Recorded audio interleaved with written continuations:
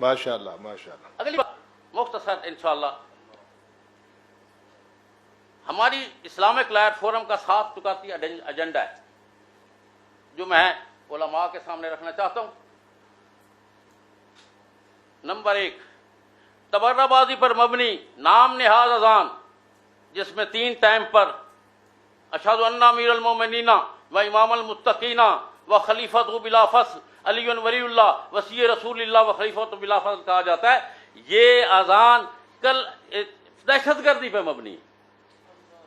ہماری high court Lahore نے PLD 1976 میں یہ تحریر کیا ہے کہ اصلی کلمہ اسلام لا الہ الا اللہ محمد رسول اللہ ہے. شیعہ جو بگاڑ کے کرتے ہیں یہ خلاف قانون ہے. اب اس کو بنیاد بنا کر انشاءاللہ ہم وفاقی شرعی عدالت جائیں گے کہ اشہد ان امیر المومنین و امام المتقین و خلیفۃ بلا فصل والی اذان ہے، یہ دہشت گردی پہ مبنی ہے اور پاکستان کے آئین کے خلاف ہے اور لاہور ہائی کورٹ لاہور کے آرڈر کے خلاف. آگے بڑی اہم بات آپ کو بتانے جا رہا ہوں، یہ جو عزاداری کے نام پر تعزیہ اور گھوڑے کے جلوس ہیں، اسلحہ بردار، خنجر بردار، زنجیر بردار اور سنگلی بردار جلوس، ان کو ہم انشاءاللہ بذریعہ عدالت ہائے غیر قانونی قرار دلوائیں گے. قانون اس میں کیا ہے اورنگزیب فرقی صاحب؟ قانون یہ ہے کہ کوئی بھی مذہب کا بندہ دوسرے مذہب کے اکثریتی آبادی میں اپنی مذہبی روایت ادا نہیں کر سکتا. ہمارا چیلنج ہے پورے ملک میں شیعوں کے جتنے جلوس ہیں یہ غیر قانونی ہیں اور اہل سنت والجماعت کی اکثریتی آبادی میں جاتے. ان کو انشاءاللہ ہم چیلنج کریں گے عدالت ہائے کے ذریعے اور کہیں گے کہ یہ ثابت کریں کہ یہ شیعہ اکثریتی آبادی میں جاتے. پھر آ کر صحابہ کرام کو بکواس کرتے ہیں جیسے دہشت گردی پیدا ہوتی ہے. اس پر بھی حضرات توجہ فرمائیں. آج تک اس کو چیلنج نہیں کیا گیا. انشاءاللہ ہم علامہ محمد احمد حسینوی دامت برکاتہم کی سربراہی میں اس کو عدالت میں چیلنج کریں گے. پورے ملک میں یہ جو تبرہ بازوں پر FIR ہوتی ہیں، سرکاری FIR خاص طور پر، اس میں سرکاری ہی گواہ ہوتے ہیں اور پیسے دے کر ان کو بٹھا دیا جاتا ہے. الحمدللہ ہم نے کافی FIRs کی پیروی کی ہے.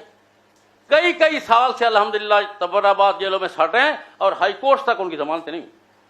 میری درخواست علامہ اورنگزیب فاروقی صاحب سے یہ ہوگی اور علامہ رب نواز صاحب سے اور باقی حضرات سے کہ جیسے FIR چاہے انتظامیہ درج کرے یا آپ درج کرائیں، اس کی پیروی کریں.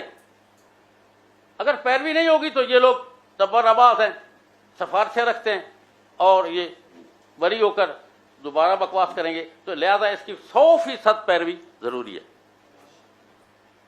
جیسے کہ میں نے پہلے عرض کیا، گستاخ صحابہ کی سزا چاہے 25 سال ہو جائے، یہ قرآن و سنت کے منافی ہے. اس کی سزا موت ہونی چاہیے. اس کے بارے میں حضرات کمیٹی بنائیں اور اس پر سوچیں کہ میں نے قرآن و سنت کا حوالہ دیا ہے اور اس کے بعد آئین کا بھی میں نے حوالہ دے دیا ہے. ہم انشاءاللہ پورے ملک میں اسلامک لائر فورم کے یونٹ کھولیں گے اور ہمارے وکلاء انشاءاللہ ان FIRs کی پیروی کریں گے اور ان ظالموں کو قرار واقعی سزا دلوائیں گے. جزاک اللہ، بہت شکریہ. ماشاءاللہ. اگلی بات جو میں کرنے والا ہوں، آخری، لاسٹ ناٹ لیسٹ، لاسٹ کیا ہے؟ پورے ملک میں گستاخان صحابہ اہل بیت رضوان اللہ علیہم اجمعین، ان کے گستاخوں کا سوشل بائیکاٹ کا اعلان کیا جائے. بہت اچھا. حیرانی کی بات ہے، یہاں باتیں کچھ کر کے جاتے ہیں، وہاں باتیں کچھ کرتے ہیں معاشرے کے اندر. میں آپ حضرات کو درخواست کرتا ہوں، کل ہم نے اللہ پاک کے سامنے پیش ہونا ہے، رسول اللہ صلی اللہ علیہ وسلم کے سامنے پیش ہونا ہے. یہ گستاخان اہل بیت یا صحابہ کرام رضی اللہ عنہم، ان کی شادیوں میں ہم کیوں جاتے ہیں؟ ان کے جنازوں میں ہم کیوں جاتے ہیں؟ وجہ کیا ہے؟ یار میری نسبی ماں کو کوئی بکواس کرے اس کا تو میں گردن اتارنے کو تیار ہوتا ہوں. عائشہ رضی اللہ عنہا کسی کی ماں نہیں. ہماری درخواست یہ ہے کہ جتنے حضرات میری بات سن رہے ہیں اس بات کو آگے پھیلائیں، علماء سینہ بہ سینہ پھیلائیں. یہ تبلیغی جماعت کے جو اجتماعات ہوتے ہیں، لاکھوں کے بندے آتے ہیں، ان کا کوئی اشتہار نہیں ہوتا. سینہ بہ سینہ ہم ان